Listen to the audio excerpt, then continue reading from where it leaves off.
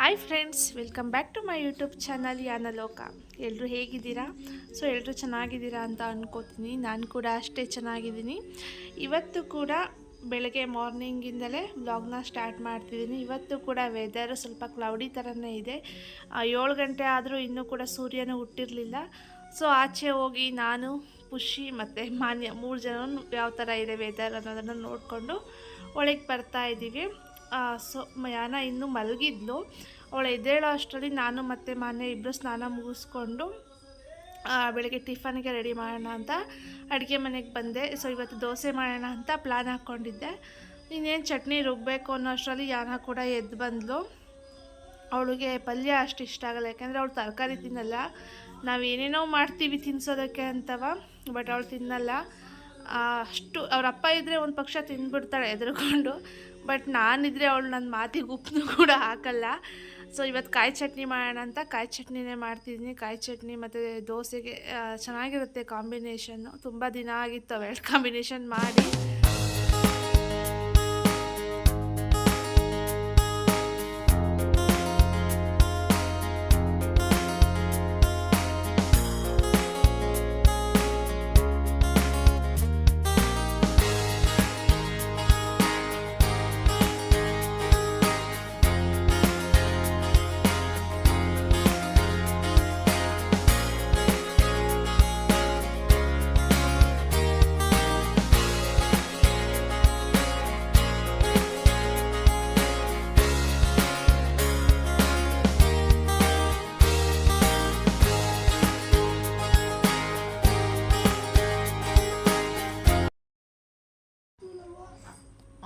ರಾತ್ರಿ ನಾನು ದೋಸೆಗೆ ಸೋಡಾ ಮತ್ತು ಉಪ್ಪು ಹಾಕ್ಕೊಡೋದನ್ನ ಮರೆತುಬಿಟ್ಟಿದ್ದೆ.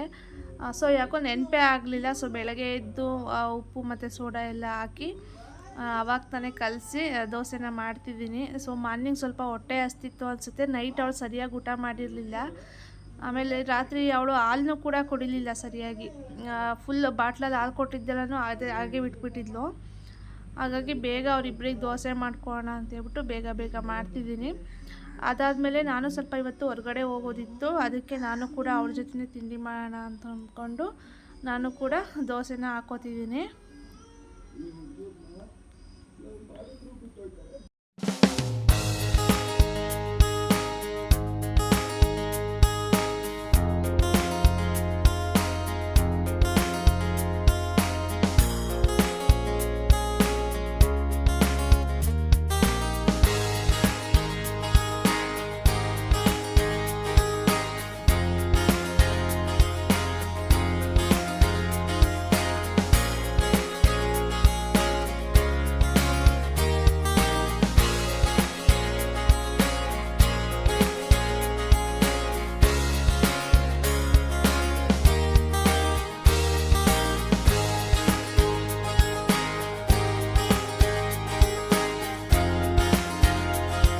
ಫ್ರೆಂಡ್ಸ್, ನೋಡಿದ್ರಲ್ಲ, ಇವತ್ತು ಒಟ್ಟು ಎಲ್ಲ ಕೆಲಸ ಮುಗಿಸ್ಕೊಂಡು ಮನೇಲಿ ಪೂಜೆ ಮಾಡಿ ತಿಂಡಿ ಎಲ್ಲ ತಿಂದಾಯಿತು. ಈಗ ದೇವಸ್ಥಾನಕ್ಕೆ ಹೋಗ್ತಿದ್ದೀವಿ. ಯಾವ ದೇವಸ್ಥಾನ ಅಂದರೆ ಪುರದಮ್ಮ ದೇವಸ್ಥಾನ. ಹಾಸನಲ್ಲಿರೋರಿಗೆಲ್ಲ ಗೊತ್ತಿರುತ್ತೆ, ದೇವಸ್ಥಾನದ ಬಗ್ಗೆ ಕೇಳಿರ್ತೀರ. ತುಂಬ ದಿನ ಆಯಿತು ಹೋಗಿ. ಇವತ್ತು ಸಂಡೇ ಆಗಿರೋದ್ರಿಂದ ಹೋಗಿ ಬರೋಣ ಅಂತ ಹೇಳ್ಬಿಟ್ಟು ನಾನು ಮತ್ತು ಮಕ್ಕಳು ಎಲ್ಲರೂ ಹೋಗ್ತಿದ್ದೀವಿ. ರವಿ ಅವ್ರು ಬರ್ತಿಲ್ಲ, ಅವ್ರು ಕೆಲ್ಸಕ್ಕೆ ಹೋಗಿದ್ದಾರೆ. ಅವ್ರು ಬರೋ ಅಷ್ಟರಲ್ಲಿ ಹೋಗಿ ವಾಪಸ್ ಬರೋಣ ಅಂತ ಹೋಗ್ತಿದ್ದೀವಿ. ಸಿನಿಮಾ ಇಲ್ಲ ನೋಡಿ ಬಂಗಾರಿ, ಆಯ್ ಮಾಡಲ್ಲ. ಎಲ್ಲರೂ ರೆಡಿ ಆಯಿತು, ಹೋಗ್ಬೇಕು ಇವಾಗ. ಬ್ಯಾಗ್ ಎಲ್ಲ ತೊಗೊಳೋಣ, ಹೋಗಿ ಪೂಜೆ ಮಾಡಿಸ್ಕೊಂಡು ಬರ್ತೀವಿ. ಹೋಗೋಣ? ಬೇಡವಾ? ಹೋಗೋಣ ದೇವಸ್ಥಾನಕ್ಕೆ? ಜಿಜಿಗೆ ಹೋಗೋಣ? ಬನ್ನಿ, ನಿಮ್ಮನ್ನು ಕೂಡ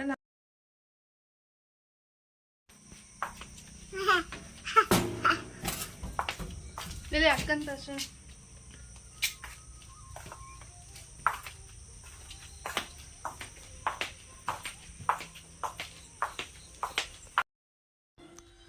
ಅಲ್ಲಿಂದ ನಾವು ಇವತ್ತು ಬರಬೇಕಾದ್ರೆ ಆಟೋದಲ್ಲಿ ಬರಲಿಲ್ಲ.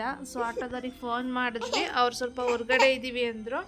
ಅದಕ್ಕೆ ನಡ್ಕೊಂಡೇ ಹೋಗೋಣ ಅಂತೇಳ್ಬಿಟ್ಟು ಬಸ್ ಸ್ಟ್ಯಾಂಡಿಗೆ ಬಂದು ಒಂದು ಹಾಫ್ ಆನ್ ಅವರ್ ವೆಯ್ಟ್ ಮಾಡಿದ್ದೀವಿ. ಬಸ್ ಇರಲಿಲ್ಲ. ನಾವು ಬರೋದು ಒಂದು 2 ನಿಮಿಷ ಮುಂಚೆ ಒಂದು ಬಸ್ ಹೋಯ್ತು ಅಂತ ಅಂದರು. ಸೊ ಅದಾದಮೇಲೆ ಬಸ್ಸಲ್ಲಿ ಹೊರಟ್ವಿ. ಸೊ ಇವರಿಬ್ಬರನ್ನ ಬಸ್ಸಲ್ಲಿ ಮೇಂಟೈನ್ ಮಾಡೋದಂತೂ ತುಂಬಾ ಕಷ್ಟ. ಸೊ ಯಾನ ಅಂತ ಫುಲ್ಲು ಹೆಚ್ಚು ಕಮ್ಮಿ ದೇವಸ್ಥಾನ ಬರೋವರೆಗೂ ಫುಲ್ ರೈಮ್ಸ್ ಹೇಳ್ಕೊಂಡು ಬಂದಿದ್ದಾಳೆ. ಅಕ್ಕಪಕ್ಕ ಇದ್ದವರೆಲ್ಲ ಬಸ್ ಹಿಡಿದ್ರು ಕೂಡ ಇವಳನ್ನೇ ಮಾತಾಡ್ಸೋರು, ಎಷ್ಟು ಚೆನ್ನಾಗಿ ಆಟಾಡ್ತಿದ್ಲು ಅಂತ.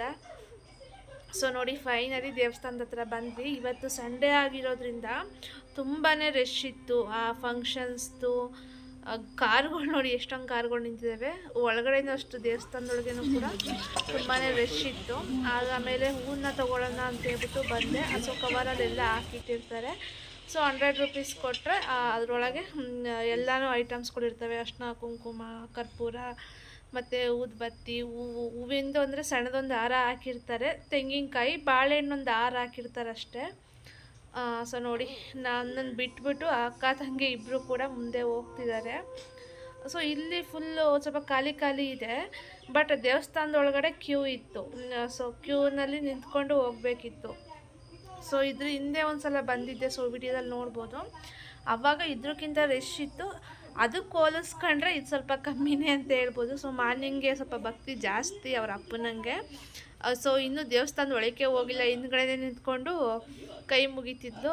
ಯಾನ ಮಾತ್ರ ದೇವಸ್ಥಾನದೊಳಗೆ ಬರಲ್ಲ ಅಂತ ಅಂತಿದ್ಲು. ಆಟಾಡೋಕ್ಕೆ ಅವಳಿಗೆ ಸ್ವಲ್ಪ ಫೀಲ್ಡ್ ಎಲ್ಲ ದೊಡ್ಡದಾಗಿತ್ತಲ್ಲ, ಆಟಾಡ್ತಿದ್ಲು. ಸೊ ನಾನೇ ಬೈದು ಕರ್ಕೊಂಡು ಹೋದೆ, ಬಾ ದೇವಸ್ಥಾನ ಇಲ್ಲಿ ಇಷ್ಟು ದೂರ ಬಂದು ದೇವ್ರು ನೋಡ್ದಂಗೆ ಹೋಗ್ತೀಯಾ ಅಂತ ಹೇಳ್ಬಿಟ್ಟು.